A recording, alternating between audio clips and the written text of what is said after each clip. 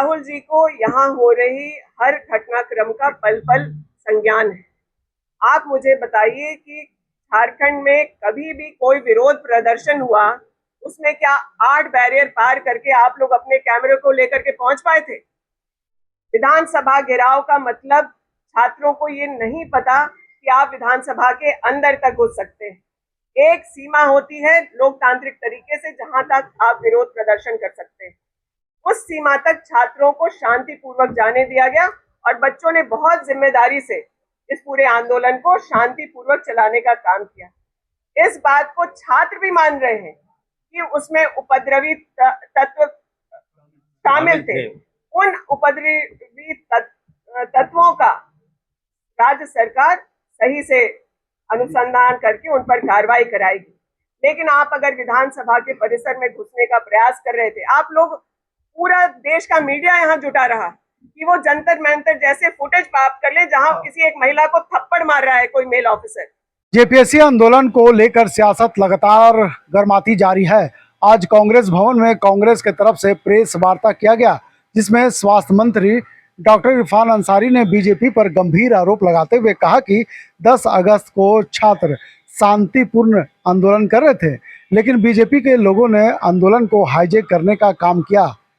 Doctor Irfan Ansari ने BJP प्रदेश अध्यक्ष आदित्य साहू के उस बयान पर भी सवाल उठाए और पुराने आंदोलनों का जिक्र करते हुए बीजेपी पर निशाना साधा। क्या कुछ कह रहे हैं झारखंड के स्वास्थ्य मंत्री डॉक्टर इरफान अंसारी, चलिए हम आपको सुनाते हैं।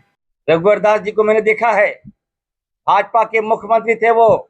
यहाँ तमाम मीडिया लोग आए हैं, मैं उनसे भी कहना चाहता हूँ, जितना भी आंदोलन हुआ, चाहे वो सेविका हो, सैया हो, चाहे वो पारा शिक्षक हो, काला कपड़ा अगर कोई पहन के देख चल दिया, उसके सीने पे ही भाजपा ने गोली मारने का काम किया। ये इतिहास है। और आप कांग्रेस को दोष रहे हैं, कांग्रेस के बोल रहे हैं। मैं फिर से कहना चाहता हूं, ये भाजपा जो है, सदन हो या सड़क, झूठ का हेडमास्टर है। ये लोग झूठ बोलने का एक्सपर्ट है, दिग्भ्रमित करने का एक्सपर्ट है।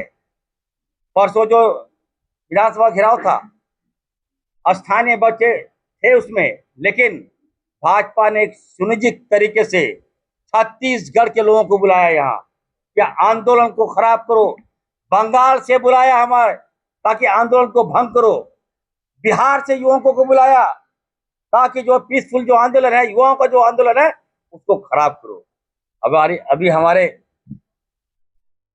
फाइनेंस मिनिस्टर ने बताया, देखिए, अगर जरा भी आपको भाजपा को युवाओं के प्रति हमदर्दी होता तो आप विधानसभा के बाहर या विधानसभा के अंदर धरना देते, ना कि आप मुख्यमंत्री जी के आवास पर। दोहरा चरित्र हम बर्दाश्त नहीं करेंगे, मैं बता दे रहा हूं। और मैं फिर से कहना चाहता हूं, देश के एक एक युवा, एक एक बहने भाई, सारे लोग राहुल गांधी जी हैं। राहुल जी का जो अभियान चला, ये आंदोलन से पहले छात्र आंदोलन जो चला, छात्रों की गूंज जो चला, ये आंदोलन से पहले चला। राहुल जी भांप लेते हैं कि क्या पीड़ा हो रही है, किसको क्या दर्द हो रहा है।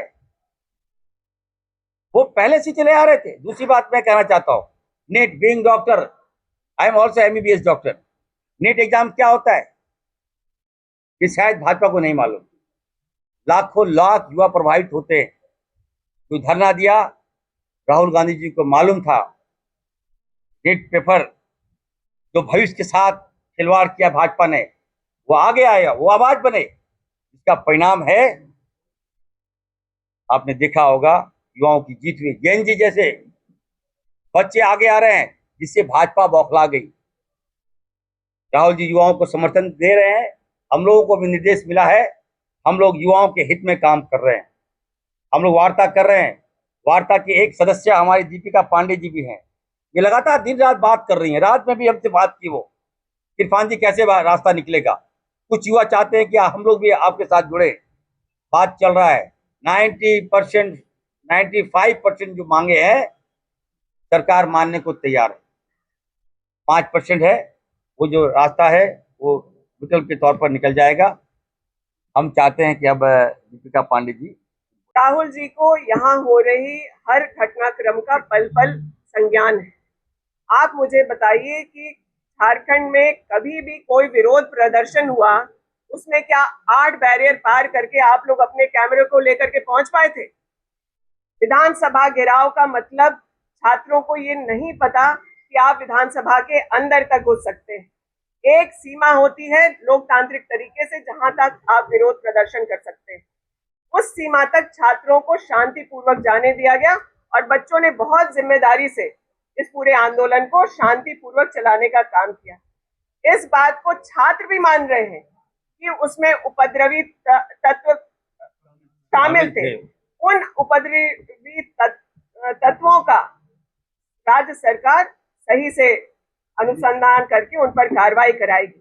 लेकिन आप अगर विधानसभा के परिसर में घुसने का प्रयास कर रहे थे, आप लोग, पूरा देश का मीडिया यहाँ जुटा रहा कि वो जंतर मंतर जैसे फुटेज प्राप्त कर ले जहां किसी एक महिला को थप्पड़ मार रहा है कोई मेल ऑफिसर, वो फुटेज खोजते रहे कि जहां लाठियों को महिलाओं के पीछे घुसेड़ा जा रहा है, वो फुटेज खोजते रहे जहां छात्रों को बर्बरता से लाठी पर लाठी मारा जा रहा है। आप वीडियोस निकाल करके देखिए, पुलिस ने दौड़ाने या जहां पर लाठी भी चली सिर्फ इसलिए कि लोगों को छितर बितर किया जाए, और उपद्रवी तत्व वहां थे। ये तथ्य आप लोगों के पास भी है। आप लोग इस पूरे आंदोलन को देख रहे हैं। राष्ट्रीय मीडिया इसे जंतर मंतर बनाने की कोशिश कर रहा है, लेकिन जंतर मंतर पे जब बच्चों ने आंदोलन किया तब भाजपा महीने 2 महीने के बाद बाध्य होकर उन्होंने धर्मेंद्र प्रधान का इस्तीफा लिया। यहाँ पर जब कार्रवाई शुरू हो गई और भाजपा को भय हुआ कि अब उनके परत दर परत सीआईडी उतार देगी, तब उन्होंने जाकर के छात्रों को उकसाने का काम किया। छात्रों के लिए हम लोग कमिटेड हैं, रिफॉर्म्स के लिए कमिटेड हैं, और राहुल जी की जो सोच छात्रों के बारे में है उसको आगे बढ़ाने के लिए हम लोग कमिटेड हैं इस महागठबंधन सरकार में।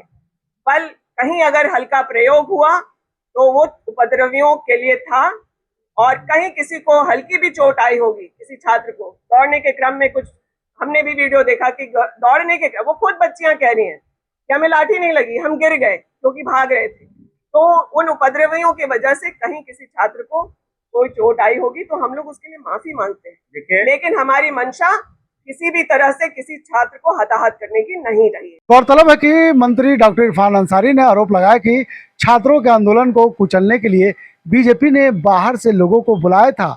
उन्होंने कहा कि बीजेपी को अगर छात्रों की इतनी ही चिंता है तो उसे आंदोलन को राजनीतिक रंग नहीं देना चाहिए, इसके बजाय छात्रों की मांगों के साथ और उनके समाधान की दिशा में काम करना चाहिए। वहीं इन आरोपों पर बीजेपी की ओर से क्या जवाब आता है, अब इस पर सबकी नजर टिकी है। फिलहाल इस खबर के यहीं तक। सहयोगी मदन के साथ मैं नौशाद, बिहार रांची।